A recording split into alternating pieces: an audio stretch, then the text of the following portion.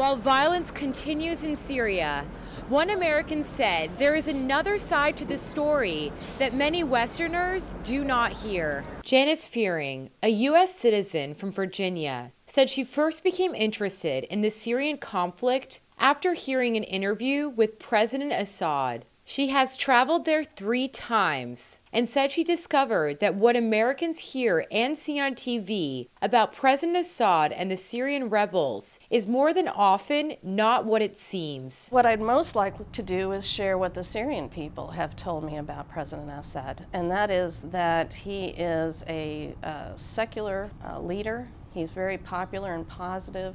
He's very popular in Syria amongst all of the people groups and all of the religious groups.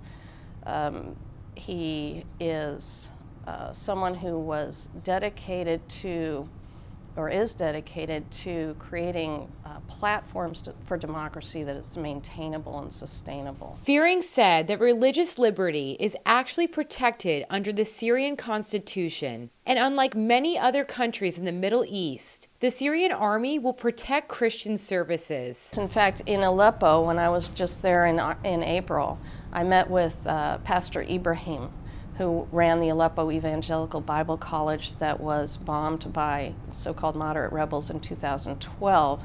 I met with him just last month, and he was telling me and our group about how the government had not only been protecting them and encouraging them to start churches, etc., but all during the times, for example, in Aleppo, when it was very difficult to find gas for the generators, the government made sure that the churches had gas so that they could continue to run services during the war. Fearing said many Westerners have also been misled about the Syrian rebels. One of the things that you can do now in 2017 is actually look to see what they've accomplished, these so-called rebels.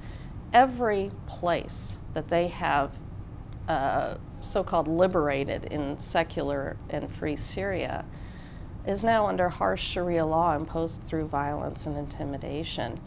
They've consistently destroyed churches, totally demolished Shiite mosques and shrines. Fearing said Assad has played a crucial role in fighting al-Qaeda and ISIS, and she is hopeful President Trump will work with President Assad and President Putin to finally bring stability back to this war-torn country.